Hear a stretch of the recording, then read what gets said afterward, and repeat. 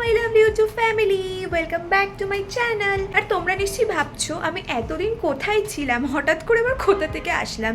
সব কিছুই কিন্তু থাকবে ভিডিওতে, এবং তার সঙ্গে আমি কিন্তু অনেক দিন পর এক্সামের পর একটা জায়গায় যাচ্ছি, যেই জায়গাটা কিন্তু কলকাতায় ভীষণ famous, and not even in Kolkata, all over the ইন্ডিয়াতে ভীষণই ফেমাস একটা শপিং প্লেস, ভীষণই ফেমাস একটা জায়গায় কিন্তু আমি আজকে যাচ্ছি, এবং সঙ্গে নিয়ে যাবো তোমাদেরকেও।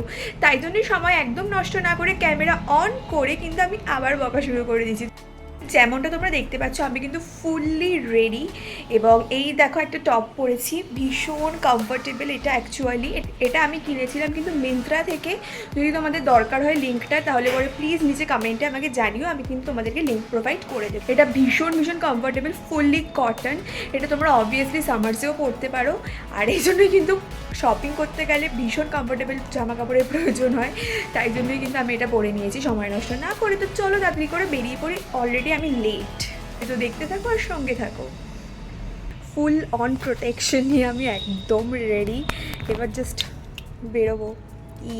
চলো। আর তারপরেই কিন্তু বেরিয়ে পড়লাম গন্তব্যের উদ্দেশ্যে। চলো গন্তব্যের উদ্দেশ্যে যাওয়ার পথে তোমাদের সঙ্গে কিছু গল্প করি।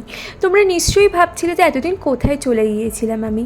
আসলে আমার কিন্তু এক্সাম চলছিল, তোমরা আগেও নিশ্চয়ই শর্টসে সেটা শুনেইছো যে আমার কিন্তু এক্সাম চলছিল। ছোটোবেলায় মা বাবারা আমাদের বকুনি দিয়েই কিন্তু পড়াশোনা করাতো। কালক্রমে এখন বড় হয়ে গিয়েছি ঠিকই, কিন্তু এখনও মা বাবার সেই বকুনি পড়াশোনা করার জন্য ভীষণ মিস করি। কিন্তু তার পাশাপাশি এটাও মাথায় রাখতে হবে যে এখন আমরা বেশ বড় হয়ে গিয়েছি, এবং নিজেদের পড়াশোনার দায়িত্বটা কিন্তু একদমই নিজেদেরই তুলে নিতে হবে। আর সেই জন্যই কিন্তু বলতে পারো ইউটিউবটা আমার কিছুদিনের জন্য বন্ধ ছিল, আর পুরোপুরি কনসেন্ট্রেশনটা ছিল পড়াশোনার দিকে। বিকজ প্রচুর সিলেবাস, প্রচুর পড়াশোনার চাপ, এবং প্রচুর পরিমাণে পরীক্ষা অলমোস্ট 1-1.5 মাস ধরে দিচ্ছিলাম বলতে পারো। আর এই দেখো পথে চলতে চলতে কিন্তু গাড়িটা একদমই সাথ ছেড়ে দিয়েছিল। ভাবো, সোদপুর থেকে যাচ্ছিলাম স্প্ল্যানেডে, এবং স্প্ল্যানেডের থেকে 10-15 মিনিট দূরে যখন ছিলাম তখন গাড়ি কিন্তু একেবারে সাথ ছেড়ে দিয়েছিল। তখন পড়েছিলাম ভীষণ ভ্যাবাচ্যাকাতে। মানে 2-2.5 ঘন্টা আমরা গাড়ির পিছনে এদিক ওদিক হতভম্ব হয়ে খুঁজছিলাম কোথায় আমরা মেকানিক পাবো। সেই মেকানিক দাদাও আমাদের গাড়ির সমস্যা কিন্তু একদমই দূর করতে পারছিল না। তারপরে এক দোকান থেকে আরেক দোকানে নিয়ে ছোটাছুটি করা হচ্ছিল আমাদের একমাত্র গাড়ি। ফাইনালি 2-2.5 ঘন্টার চেষ্টার পর মেকানিক দাদা কিন্তু গাড়ির মধ্যে প্রাণ আবার ফিরিয়ে নিয়ে আসলো, এবং তারপরে যে বাকি 10-15 মিনিটের যাত্রা ছিল সেই যাত্রাকে শেষ করে পৌঁছিয়ে গিয়েছিলাম স্প্ল্যানেডে। আর স্প্ল্যানেডের চারিদিকটা দেখলে এত বেশি জীবন্ত মনে হয় না কি বলবো। আর শুধুমাত্র স্প্ল্যানেড নয়, কলকাতাটাই কিন্তু ভীষণ জীবন্ত, যার জন্যই কিন্তু কলকাতাকে আমরা বলে থাকি কি সিটি অফ জয়। আর যাই হোক, চলে আসলাম স্প্ল্যানেডে। এই দেখো সেই চেনা জায়গা দেখলেই যেন মনটা ভীষণ হ্যাপি হয়ে যায়।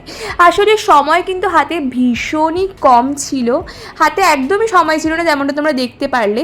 এবং ঢুকেই ফার্স্ট এই সানগ্লাসের দোকানটা চোখে পড়লো। ভাবলাম কেননা কয়েকটা সানগ্লাসই দেখা যাক, তাই জন্যই ফার্স্টেই ঢুকে পড়েছিলাম এই সানগ্লাসের দোকানে। আর স্প্ল্যানেডের সানগ্লাস যেরকম বেশি স্টাইলিশ, সেরকমই কিন্তু চিপ প্রাইস। হ্যাঁ, প্রথমে ওরা কিন্তু ভীষণ মানে ফ্রাইটেনিং প্রাইস তোমাদের বলবে, বাট সেটাকে কিন্তু বার্গেনের মাধ্যমে তোমাদেরকে ভীষণভাবে কমিয়ে আনতে হবে, এবং এর মাধ্যমেই কিন্তু তোমরা ভীষণ অ্যাফোর্ডেবল প্রাইসে ভীষণভাবে স্টাইলিশ সানগ্লাসেস পেয়ে যাবে। আর তারপরে একটু এদিক ওদিক ঘুরলাম। অবভিয়াসলি আমার বিশেষ তেমন কিছুই পছন্দ হলো না, আর বেশি সময়ও ছিল না যে পুরো মার্কেট ঘুরে দেখবো। তাই জন্যে একদম সময় নষ্ট না করে বেরিয়ে পড়লাম বাড়িতে যাওয়ার উদ্দেশ্যে। আর দিনটা ছিল কিন্তু সানডে, তাই জন্যই মার্কেটে ছিল প্রচণ্ড পরিমাণে ভিড়ও। তাই জন্যই বেশি সময় একদমই নষ্ট করা যাবে না, রাস্তাঘাটে জ্যামও থাকবে আর মার্কেটেও প্রচুর ভিড় থাকবে। তাই কি আর করা যাবে, আবার তাড়াতাড়ি করে ফেরার পথটা ধরলাম। তোমরা কারা কারা স্প্ল্যানেডে গিয়ে শপিং করতে ভালোবাসো নিচে কমেন্ট সেকশনে কিন্তু জানাতে একদমই ভুলো না। দিল্লির সরোজিনী নগর যেরকম ফেমাস, সেরকমই কিন্তু কলকাতার স্প্ল্যানেডও ভীষণই ফেমাস। তবে স্প্ল্যানেডে গেলে যেই স্কিলটা তোমাদের সব থেকে বেশি ইম্পর্টেন্ট, সেটা হচ্ছে বার্গেনিং স্কিল। সেই স্কিলটা না থাকলে কিন্তু পুরো ঠকে যাবে, কারণ দাদারা এমন দাম বলবে তোমাদের, প্রথমে তোমাদের মনে হবে যেন মাথায় একেবারে বাজ পড়লো। সেই জন্যই কিন্তু বার্গেনিং স্কিলটা ভীষণ ইম্পর্টেন্ট, কারণ ওরা যদি কোনো জিনিসের দাম তোমাকে 1000 টাকা বলে, সেই জিনিসটার দাম তোমাকে অ্যাটলিস্ট 400 থেকে 500 টাকা বলতে হবে। তাহলে পরে তুমি তুমি বুঝবে না একটু ব্যাপারটা প্রফিটেবল জায়গায় আছে। যাই হোক, তারপরে সোদপুরে পৌঁছেই কিন্তু আমি আমার ফেভারিট জিনিসটার উপর ঝাঁপিয়ে পড়লাম, আর সেটা হচ্ছে ফুচকা। আর শুধুমাত্র জল ফুচকায় আটকে না থেকে নেক্সট আমি পৌঁছে গিয়েছিলাম চাটনি ফুচকায়। ইয়েস, অন্যান্য সময় আমি দই ফুচকাটা বেশি প্রেফার করি, তাই জন্যই আজকে ভাবলাম কেন না চাটনি ফুচকা ট্রাই করা যাক।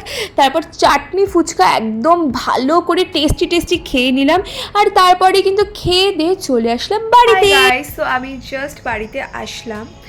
তো তোমরা আমার ফেস দেখে বুঝতে পারছো অলরেডি যে কতটা বেশি এক্সস্টিং ছিল। ইয়েস, এখন খুব একটা গরম নেই ঠিকই, বাট গরম কিন্তু বাইরে লাগছে, বা যারা বাইরে থেকে যখন ঘরে ফিরছো ফার্স্টে কিন্তু বেশ ভালো গরম লাগছে।